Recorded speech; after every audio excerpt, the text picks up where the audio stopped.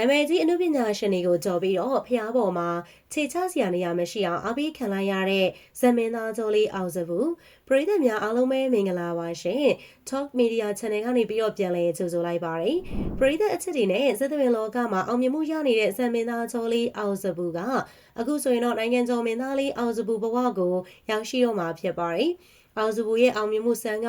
ဘလောက်ကြောက်ဖို့ကောင်းလဲဆိုတာပရိသတ်တို့မြင်တဲ့အတိုင်းပါပဲဇသပင်လောကရဲဝင်လာတာအချိန်သိမ့်မကြသေးပေမဲ့တခြားမင်းသားတွေကိုကြော်ပြီးတော့နာမည်ကြီးလာတာလည်းဖြစ်ပါတယ်ပရိသတ်ရဲ့တခဲနဲ့အားပေးမှုတွေချစ်ခင်မှုတွေကြောင့်တစ်နှစ်အတွင်းမှာအောင်မြင်မှုကထိတ်ဆုံးရောက်ခဲ့တဲ့အထိပါပဲဘယ်ဇမင်းသားမှမရဘူးတဲ့စုငွေမျိုးနဲ့စုချီးမြှင့်ခံရသလိုတခါမှမမြင်ဘူးတဲ့အားပေးမှုတွေနဲ့အားပေးဝင်ရခံခဲ့ရတာလည်းဖြစ်ပါတယ်ပရိသတ်ရဲ့အားပေးမှုချစ်ခင်မှုတွေကဘလောက်တောင်များလဲဆိုရင်တော့ social media တစ်ခုလုံးမှာလည်းအောင်စဘူးကနေရာယူထားသလိုအောင်စဘူးကတဲ့နေရာတိုင်းမှာလည်းပရိသတ်ကအမြဲတမ်းယုံပြည့်ယုံရှံပါပဲအဲလိုမျိုးဇသပင်ဘက်မှာရှမ်းရှမ်းတော့အောင်မြင်မှုရနေတဲ့အောင်စဘူးက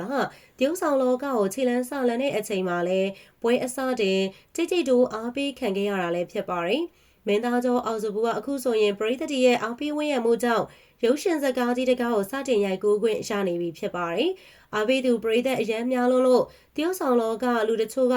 အောင်စဘူးကိုမင်းသားတင်ဖို့ဆုံးဖြတ်ခဲ့တာလည်းဖြစ်ပါတယ်။အောင်စဘူးကအခုဆိုရင်ဒါရိုက်တာကိုဇော်အာယုံဦးရိုက်ကူးမဲ့အညိုအတေးဆိုတဲ့ရုပ်ရှင်ဇာတ်ကားကြီးမှာခေါင်းဆောင်မင်းသားနေရာကပါဝင်ခွင့်ရခဲ့တာလည်းဖြစ်တယ်။အဲ့ဒီအညိုအတေးဇာတ်ကားကြီးမှာအောင်စဘူးကိုခေါင်းဆောင်နေရာမှာထားမှာမို့တွဲဖက်မဲ့မင်းသမီးတို့တောင်မှတော်တော်ကိုရွေးယူထားရတယ်လို့ဆိုခဲ့ပူပါတယ်။ပရိသတ်အကြိုက်တွေ့ပြီးတော့အောင်စဘူးနဲ့လိုက်ဖက်မဲ့ပုံစံမျိုးကိုရွေးချယ်ခဲ့ရတာပါနော်။အဲ့လိုမျိုးသေးချာစီစစ်ပြီးတော့မှရိုက်ကူးမဲ့ဇာတ်ကားကပွဲအစမှာတင်အားပေးခံနေရပြီလည်းဖြစ်ပါတယ်။အညိုတီးဇက်ကားကြီးမှာအောင်စဘူးကိုခေါင်းဆောင်မင်းသားနေရာတင်ပြီးတော့နာမည်ကြီးမင်းသမီးဖြစ်တဲ့အကယ်ဒမီမေမြင့်မို့လက်တလုံးမှာပရိသတ်ကြားမှာနာမည်ကြီးနေတဲ့မြတ်သူသူအပါအပြင်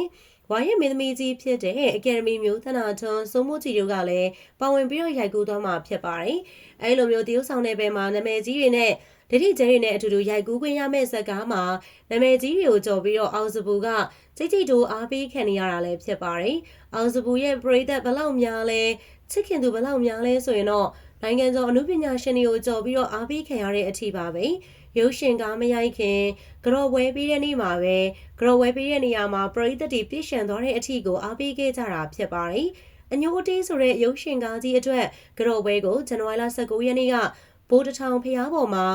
ပွဲပေးပြီးတော့ကြော်ခဲ့တာဖြစ်ပါတယ်။ပွဲပေးကြော်တဲ့နေ့မှာပဲနိုင်ငံကျော်အနုပညာရှင်တွေကိုကြော်ပြီးတော့အောင်စဘူးကိုလာအားပေးကြတဲ့ပရိသတ်တွေများပြားလို့မီဒီယာတွေတောင်မှဒိုးမပေါက်တဲ့အထိကိုဖြစ်ခဲ့ရတာပါ။ဘိုးတထောင်ဖျားရင်ပြင်ပေါ်မှာလည်းလာအားပေးသူများလို့ခြေချစရာနေရာမရှိတော့တဲ့အထိကိုဖြစ်ခဲ့ရတာလည်းဖြစ်ပါတယ်။ဒါလောက်ဆိုရင်တော့အောင်စဘူးရဲ့စမ်းကိုသိမဲ့ထင်ပါတယ်။အကယ်ဒမီစုရတွေနိုင်ငံကျော်အနုပညာရှင်တွေကိုကြော်ပြီးတော့အားပေးခံရတာတော်ရုံချစ်ခင်မှုမျိုးနဲ့တော့မဟုတ်ပါဘူးနော်။ဟုတ်ကဲ့ဒီနေ့တော့ဒီလောက်နဲ့ပဲရနာကြံပါတယ်။အများနဲ့ကြည့်ရှုအားပေးနေတဲ့အတွက်လည်းအားလုံးကိုကျေးဇူးများကြီးတင်ပါတယ်ရှင်။